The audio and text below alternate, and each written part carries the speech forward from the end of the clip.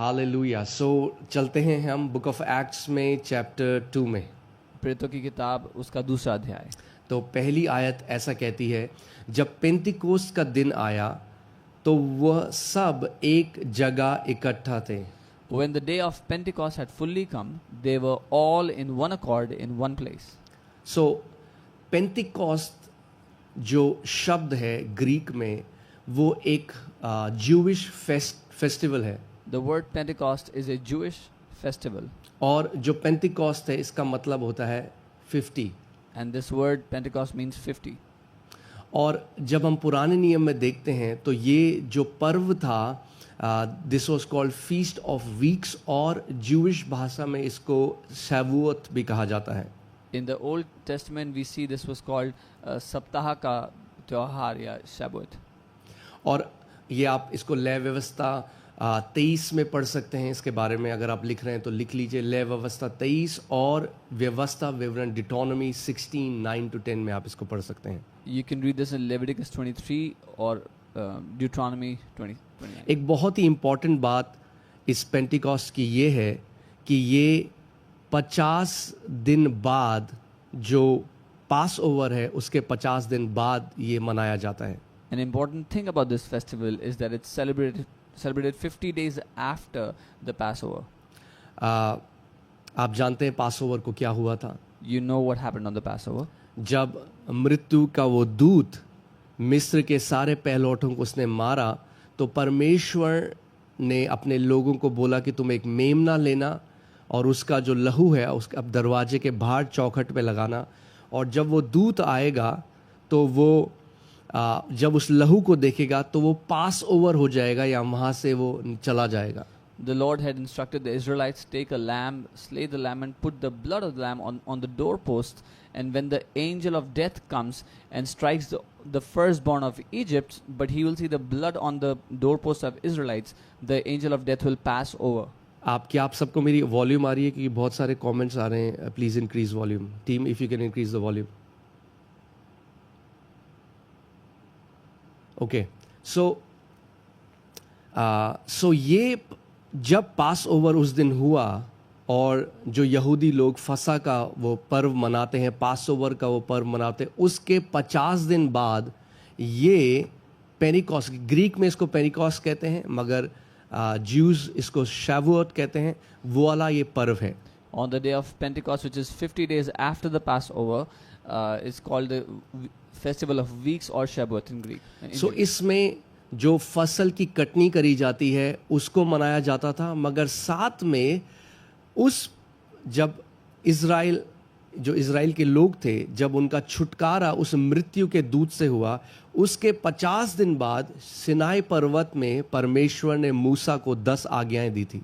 So after the Passover, 50 days passed, and the Lord gave commandments to Moses on the Mount Sinai. सो आप देखते हैं दो चीज़ें यहाँ पे हुई। So you see two things happened.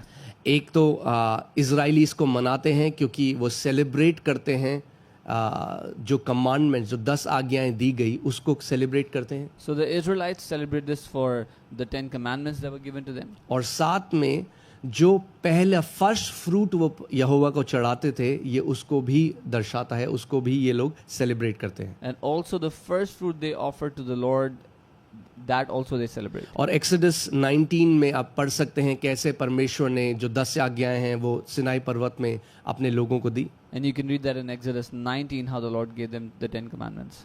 अब यहाँ पे लिखा है when the day of Pentecost, English में लिखा है had fully come.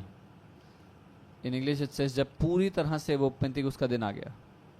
Now you have to understand, it has two meanings again.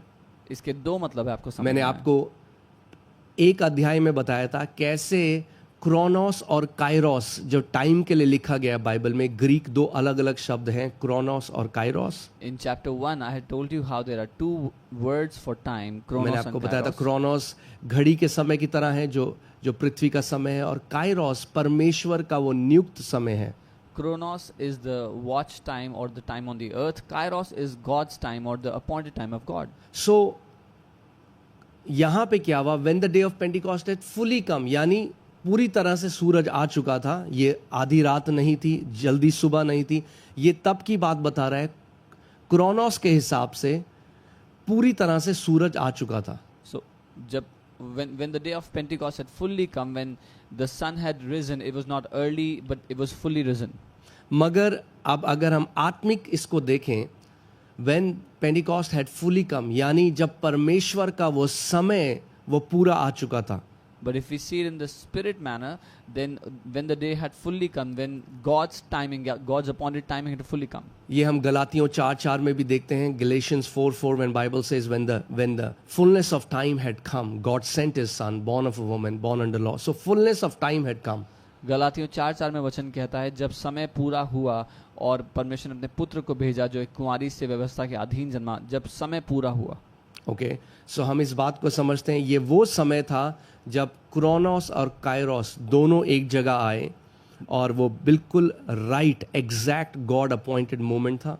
This was the time when Chronos and Kairos came together, and that was the right God appointed time.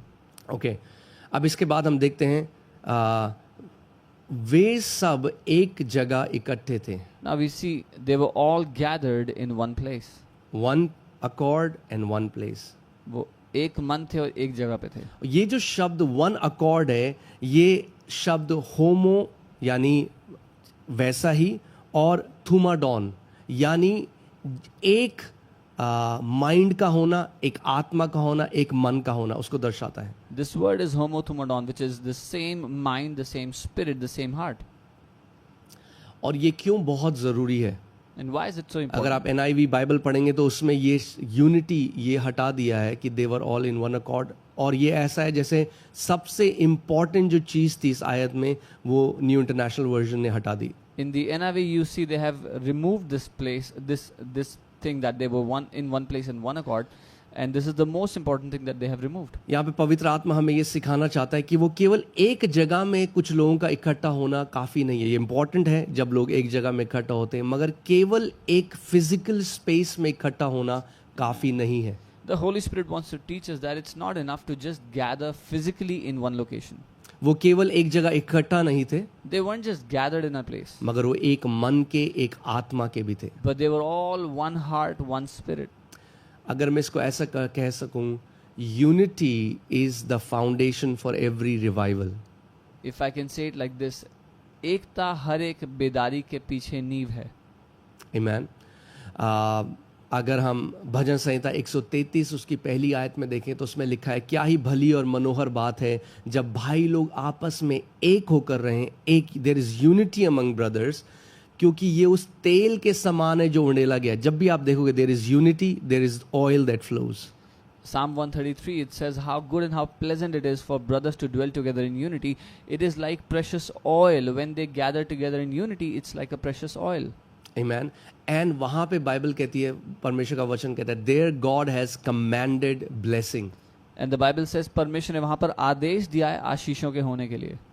इसीलिए शैतान पूरी कोशिश करता है कि कैसे कलीसियाओं के अंदर वो डिसयूनिटी डाल सके, क्योंकि उसको पता है अगर डिसयूनिटी होगी तो तेल कभी नहीं बहेगा। This is why the devil wants that somehow he can bring disunity among the churches in the church, that if there is disunity in the church, the oil will never flow. इसीलिए हम यहाँ पे देखते हैं दो चीज़ें हम इस आयत में सीखते हैं कि हम लोगों को आज नई नियम की कलीसिया में क्या चीज़ सीखनी है। जो इन लोगों के साथ हुई, वो एक जगह में एकत्रित है, सो एक जगह में एकत्रित होने का महत्व है, बहुत ज़रूरी है। So we see two things that happened to them. They were all together in one place, which is very important. कई लोग कहते हैं हमें क्यों एक जगह इकट्ठा होने की ज़रूरत है, हम लोग घर पे बैठ के कर लेंगे। Some people say, why do we need to gather in a place for church? We can sit at home and do it. मैंने आपको पहले अध्याय में बताया था, आज्ञा 500 से ज़्यादा भाइयों को दी गई थी, मगर केवल 120 ने उस बात को माना। और आगे हम पढ़ेंगे, केवल इन 120 के ऊपर जो एक जगह एकत्रित थे, उनके ऊपर पवित्र आत्मा उतरा, 380 के ऊपर नहीं उतरा। I told you in chapter 1 that how the commandment was given to 500 brothers, but only 120 gathered in the upper room. And we will read in this chapter further that the Spirit of God on the day of Pentecost only came on those 120 who were gathered in a place, not on the 380. इसीलिए एक जगह एकत्रित होना बहुत महत्वपूर्ण है जब हम साथ में परमेश्वर की आराधना करते हैं। This is why gathering together is so important whenever we worship the Lord. मगर केवल एक जगह में एकत्रित होना काफी नहीं है. But just because you have gathered in one place, that is not enough. आपको एक जगह में इकट्ठा होने के साथ एक मन और एक आत्मा का होना भी जरूरी है. After you've gathered in one place, you should also be one heart and one spirit.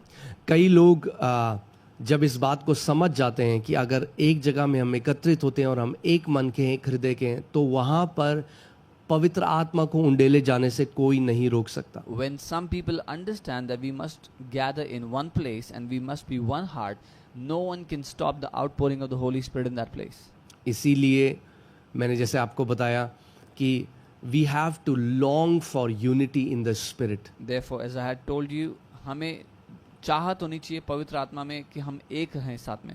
अब करोड़ों विश्वासी हैं पूरी दुनिया में और ये इम्पॉसिबल है कि सारे लोग एक जगह में इकट्ठा हो सके और एक मन के हो सके. Now there are crores of believers across the globe and it's impossible for everybody to gather in one place and be one heart. इसीलिए परमेश्वर ने लोकल बॉडी ऑफ क्राइस्ट रखी है या लोकल कलीसियाएं रखी हैं. This is why the Lord has kept the local body of Christ or your So, local churches. the local church is the expression of the universal body of Christ on the earth. जो local कलीसिया है वो मसीह की जो पूरी पृथ्वी पर देह है उसका प्रतिबिंब है.